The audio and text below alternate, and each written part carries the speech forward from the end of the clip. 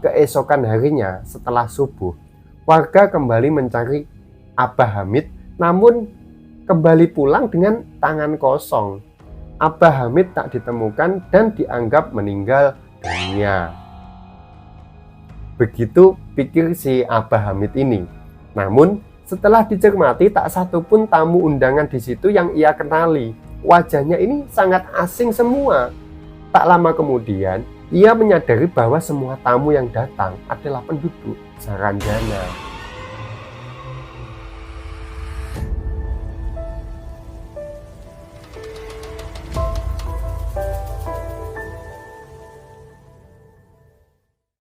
Assalamualaikum warahmatullahi wabarakatuh. Ketemu lagi di channel Kembang Wingit bersama saya Hendra di sesi Saib, Saksi Gaib. Mau percaya tapi tidak ada, mau nggak percaya tapi mereka ada. Pada video kali ini saya akan menceritakan cerita horor yang dialami oleh Fendi, dan ceritanya ini ditulis di media sosial Twitter. Cerita kali ini menceritakan sebuah kota gaib yang konon ada di wilayah Kalimantan, yaitu kota Saranjana. Sebelum masuk ke ceritanya, alangkah baiknya kalau kalian subscribe dulu channel ini, kemudian like, komen, serta share video ini ke teman kalian, agar saya dapat semangat upload video-video cerita lainnya. Oke, tanpa banyak cincong, langsung ambil cemilan, pasang headset kalian, kencangkan volumenya, rebahkan badan, pejamkan mata, dan kita mulai.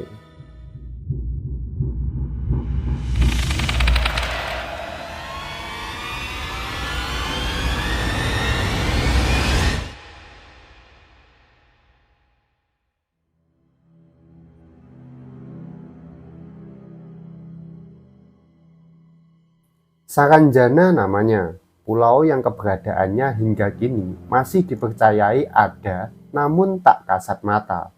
Pulau ini masuk dalam wilayah Kota Baru, Provinsi Kalimantan Selatan. Jejak-jejak misteriusnya terasa oleh penduduk sekitar. Malam itu hujan lebat, beserta petir tak kunjung berhenti di sebuah desa di pinggir pantai Desa Lontar namanya. Sudah jam 11 WITA, namun hujan masih terus mengguyur, dan sayup-sayup terdengar seseorang yang masih bercengkrama. Seorang lelaki berumur 45 tahun sedang menenangkan hati istrinya karena persediaan makanan mereka habis. Mereka tak punya apa-apa lagi untuk dimakan keesokan harinya. Abah Hamid, penduduk memanggilnya, lulusan salah satu ponpes di kota daerah B. Abah Hamid merupakan pengurus musola di tempatnya tinggal. Musola yang sangat sederhana, namun satu-satunya di kampung itu. Mereka terus saja bercengkrama. Mereka tak sadar ada yang mengintai mereka dari luar bilik tempat mereka tinggal. Hujan sudah reda dan hari sudah menjelang subuh. Abah membangunkan istrinya untuk sholat tahajud. Abah keluar rumah untuk berwudu. Sang istri menyusulnya. Si pengintai masih saja mengamati gerak-gerik mereka berdua, seakan-akan sedang menunggu mangsanya lengah. Setelah selesai wudhu, mereka berdua masuk dan melaksanakan sholat tahajud. Setelah itu, waktu subuh pun tiba. Allahu Akbar, Allahu Akbar. Abah Hamid yang menjadi pengurus musola segera beranjak dan bergegas menuju musola untuk azan. Istrinya tetap di rumah. Jarak rumah ke musola tidak terlalu jauh, hanya sekitar 70 meter, namun harus melewati hutan. Dalam keadaan tanah yang masih basah, bekas hujan semalaman, Abah Hamid berjalan dengan santai. Tak seberapa jauh dari rumah, Abah Hamid merasa janggal. Seperti ada yang mengikutinya dan mengawasinya. Dia menengok ke belakang. Siapa tahu istrinya ikut. Ternyata tak ada siapapun, kosong. Namun ketika hendak melanjutkan perjalanan dan menghadapkan wajahnya ke depan lagi, tepat di depan matanya telah berdiri dengan tegak sosok tinggi besar dan hitam. Diiringi oleh bau seperti benda lama yang tersimpan dan berdebu. Sosok itu memandangnya tajam sekali, giginya runcing, badannya itu berbulu semua, kukunya tajam. Wajahnya mendekat ke wajah Abah Hamid. Nafasnya mendengus. Kepalanya mundur lagi dan tangannya bergerak seakan-akan hendak mencengkeramnya. Namun ketika sekitar 1 jengkal lagi, tangan genderuwo itu mendarat di tubuh Abah Hamid, ada keanehan terjadi. Genderuwo itu seakan-akan melihat sesuatu di belakang Abah Hamid, dan langsung genderuwo itu tertunduk seperti para pengawal kerajaan yang sedang tunduk ketika sang raja lewat di depannya. Nah, genderuwo yang tadinya wajahnya sangar dan gahar ini, kini mirip biskuit yang tercelup ke air. Dia mundur dan mempersilahkan Abah untuk melanjutkan perjalanan ke musola. Abah Hamid menyempatkan diri menengok apa sebenarnya yang ada di belakangnya, hingga genderuwo itu tunduk. Nah, Abah Hamid terheran. Sesampainya di musola, lekas Abah Hamid ini menunaikan kewajibannya dan setelah selesai lalu pulang. Beberapa langkah dia meninggalkan musola, ia dipanggil oleh seseorang. Wajahnya itu tampan dan bajunya putih bersih. Dia menyerahkan sebuah bungkusan yang entah apa isinya dan hanya berpesan, "Bukannya nanti di rumah saja." Pak Hamid ini tak mengenali siapa pria itu. Dia bukan salah satu jamaah yang rutin ia temui. Namun ia menuruti saja apa yang pria itu suruh. Ia membawa bungkusan itu, kemudian sesampainya di rumah, istrinya masih menunaikan sholat subuh. Ia menunggunya sampai selesai dan menceritakan apa yang dia alami, bahwa ia bertemu dengan seseorang pria yang tampan dan gagah dan memberikan bungkusan dan memintanya untuk membukanya di rumah. Mereka berdua gemetar dan penasaran apa sebenarnya isinya itu. Nah, perlahan-lahan Abah Hamid itu membuka tali pengikat bungkusan putih itu, dan betapa terkejutnya mereka berdua setelah dibuka ternyata isinya adalah sebuah tali dari benang hitam dan beberapa lembar uang. Namun tiba-tiba tali hitam itu sudah berpindah dari dalam bungkusan ke kaki kanan Abah Hamid. Nah, ia berusaha melepaskannya namun nggak bisa, jadi terlilit di kaki kanan Abah Hamid ini. Akhirnya mereka menyerah dan sesegera mungkin menyuruh istrinya untuk pergi ke pasar untuk keperluan makan hari itu. Abah Hamid pun segera pergi ke kebun karet yang ia miliki. Tepat pukul 10 WITA, Abah Hamid pulang dan berencana untuk sarapan. Namun sang istri belum selesai memasak. Akhirnya Abah Hamid ini mandi dan sejenak duduk santai di ranjang yang satu-satunya ia miliki. Nah, tak sadar ia pun tertidur. Di dalam tidurnya itu, ia bermimpi. Ia bertemu dengan genderuwo yang tadi pagi hampir mencelakainya. Genderuwo itu bersujud kepada Abah Hamid lalu meminta maaf. Nah, Abah Hamid terheran-heran kenapa makhluk itu meminta maaf seakan menyesali telah menemuinya. Ditanyalah genderuwo itu kenapa sampai bersujud untuk meminta maaf kepadanya. Dan si genderuwo pun menjawab bahwa ia tidak tahu bahwa Abah Hamid ini punya kodam atau bodyguard yang kesaktiannya melebihi genderuwo itu. Abah Hamid makin bingung saja dengan perkataan genderuwo itu. Genderuwo itu menjelaskan bahwa orang yang memberinya bungkusan tadi adalah jelmaan dari kodam atau bodyguardnya Bapak Hamid ini. Dan genderuwo itu menjelaskan selama benang hitam itu ada di kakinya, dia tidak akan bisa disentuh oleh makhluk halus ataupun jin manapun. Benang itu ibarat sebuah tameng bagi yang memakainya, sehingga tak satu pun setan ataupun jin yang mampu menyelakainya. Begitu kata si genderuwo memperjelas dan tiba-tiba ia terbangun karena masakan istrinya telah matang. Mereka sarapan bersama. Pada saat sore, keanehan mulai terjadi. Sepulang dari musola, Abah Hamid ini kembali merasa diikuti oleh seseorang. Namun setelah ditengok kanan kiri, tidak ada seseorang pun di belakangnya. Ia baru ingat bahwa ada undangan pengajian dan dia yang menjadi narasumbernya di desa sebelah Lalu ia berangkat menaiki sepeda ontelnya, melewati hutan dan jalan berbelok-belok. Nah, sesampainya di lokasi, ia itu heran. Ternyata banyak sekali jamaah pengajian kali ini. Tak seperti biasanya yang berjumpa kurang dari 10 orang.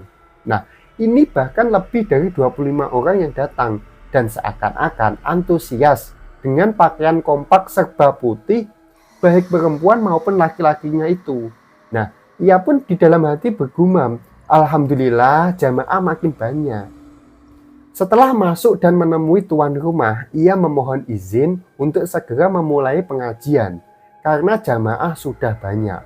Dan si tuan rumah heran sampai garuk-garuk kepala.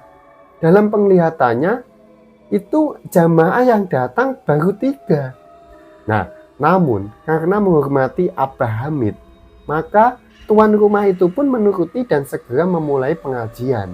Nah, 30 menit berlalu dan pengajian pun usai.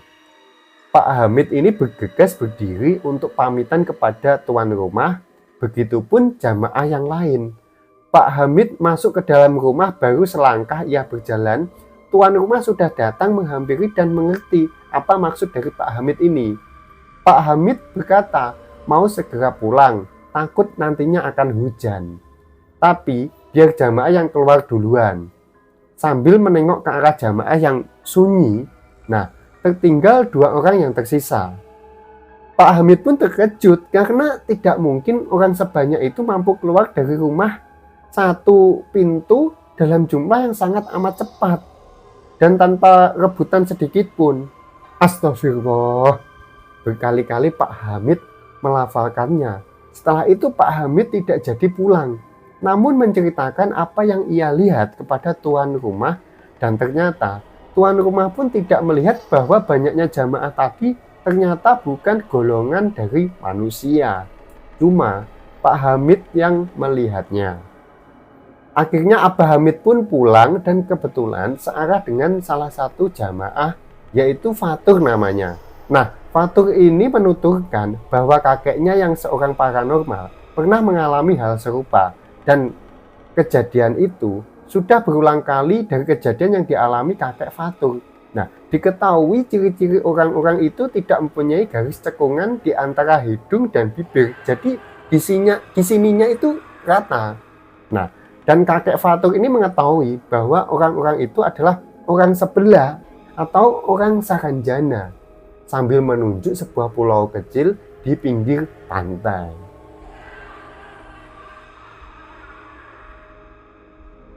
Abah Hamid geleng-geleng kepala, seakan tidak percaya apa yang ia alami tadi. Nah, sesampainya di rumah, ia tidak menceritakan kejadian tadi pada istrinya. Dia takut kalau menceritakan kepada istrinya tadi akan membuat dia akan khawatir dan was-was. 3 hari setelah itu, tepatnya hari Jumat, Abah Hamid pulang dari musola setelah melaksanakan sholat subuh. Suasana masih berembun, tiba-tiba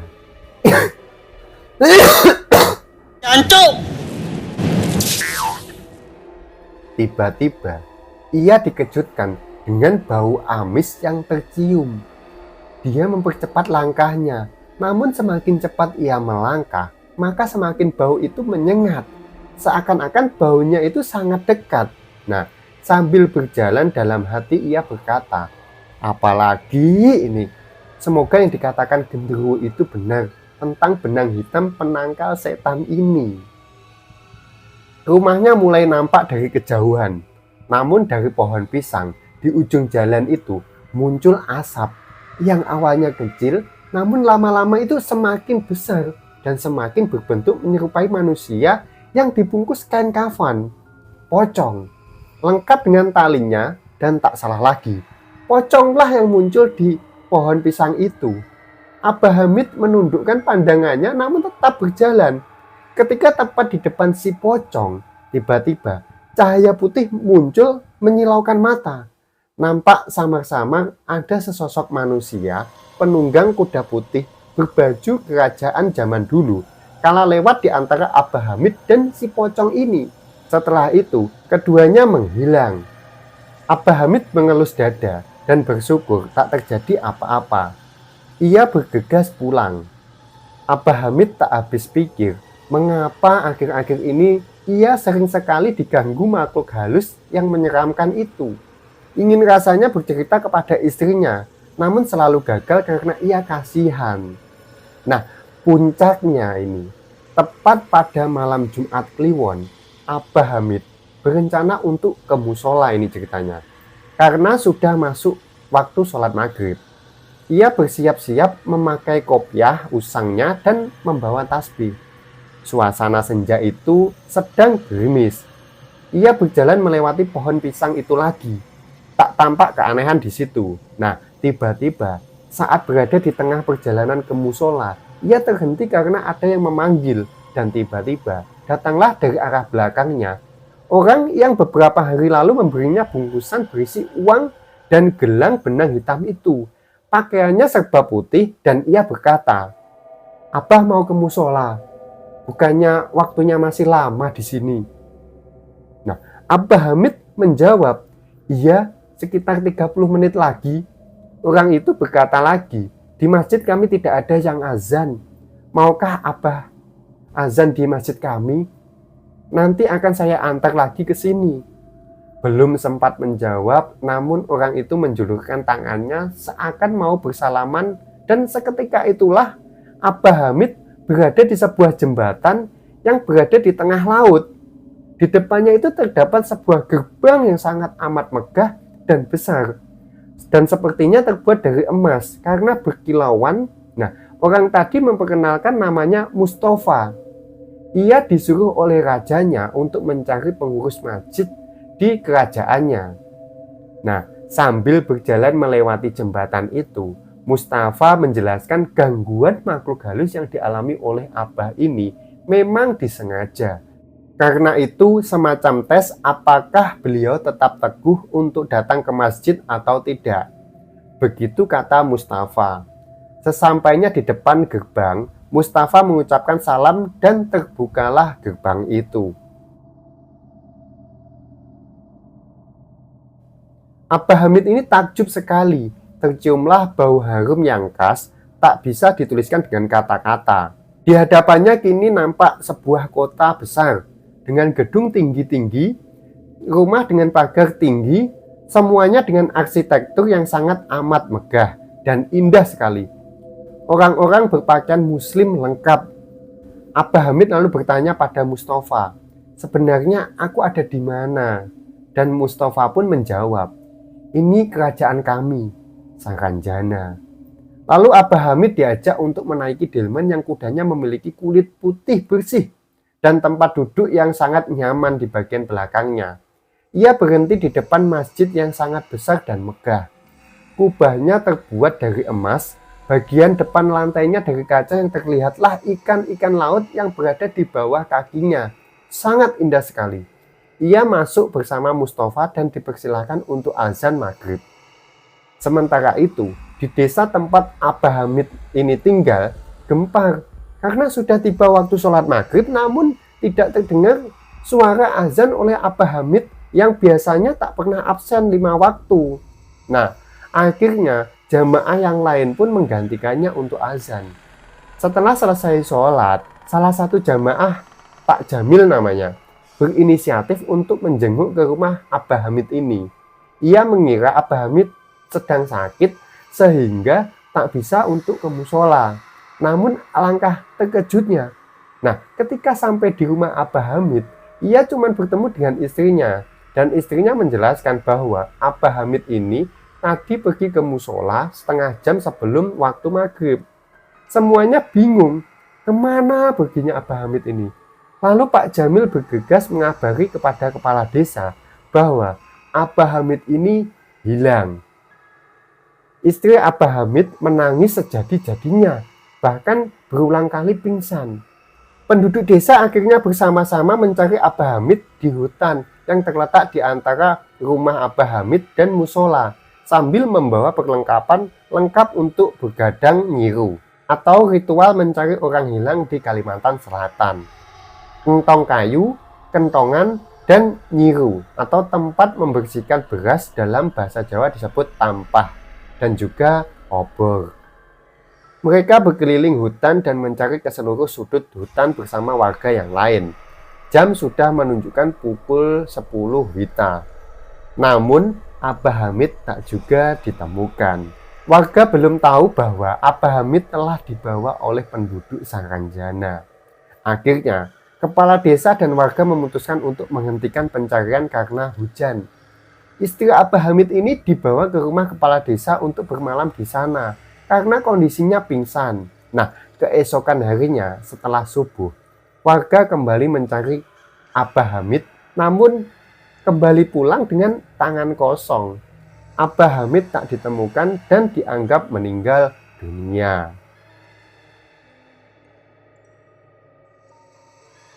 Warga kampung pun mengadakan tahlilan untuk menyelamati meninggalnya Abah Hamid di hari ketiga dan di hari ketujuh.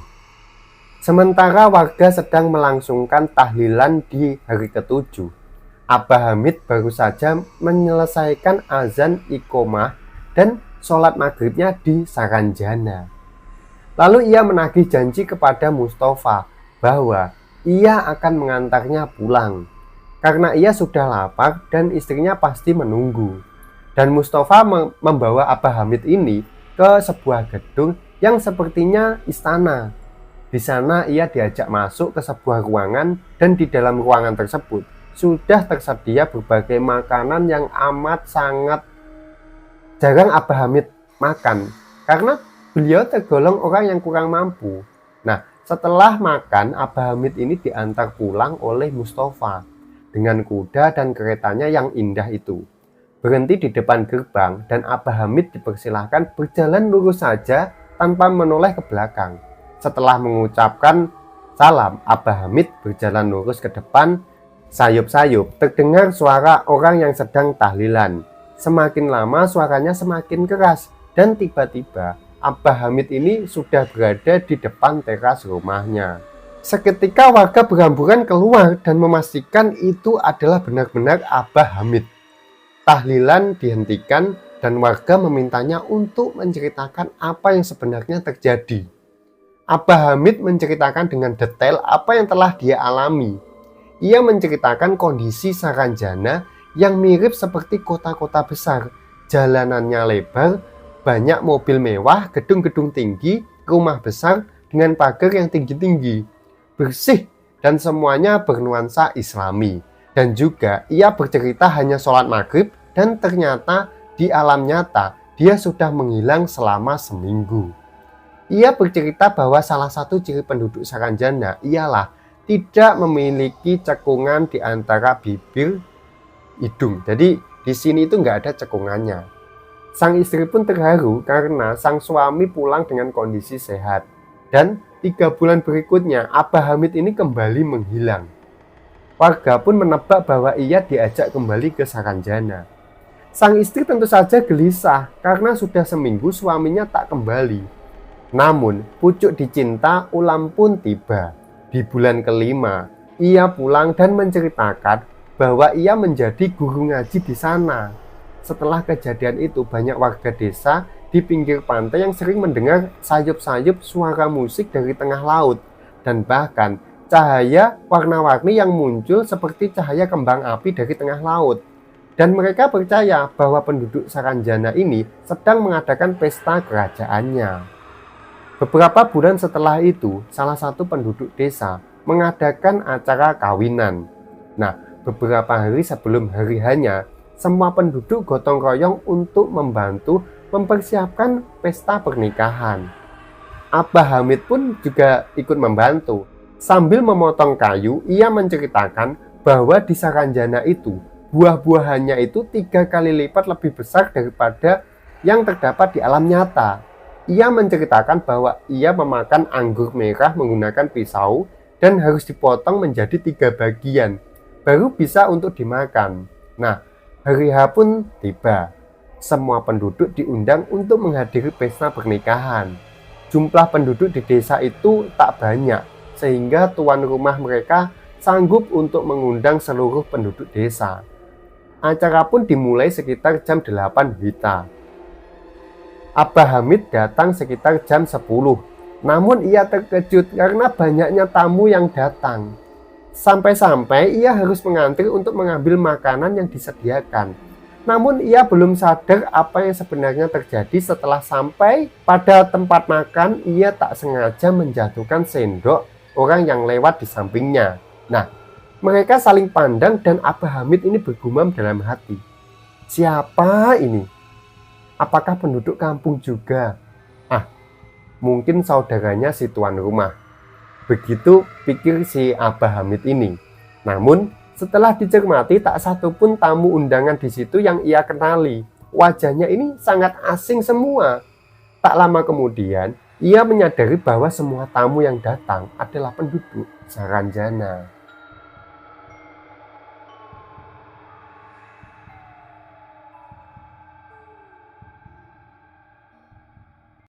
Oke guys, itulah tadi cerita horor dari Fendi mengenai Abah Hamid ini yang masuk ke kota Saranjana. Nah, bagi kalian yang ingin mengirimkan cerita pengalaman horor, silahkan kirim cerita kalian ke email di bawah ini ya. Nanti saya akan bawakan di sesi Saib, Saksi Gaib. Cerita yang kalian kirim harus panjang ya. Cukup sekian video kali ini. Saya Hendra undur diri. Ketemu lagi di video selanjutnya. Dan bye.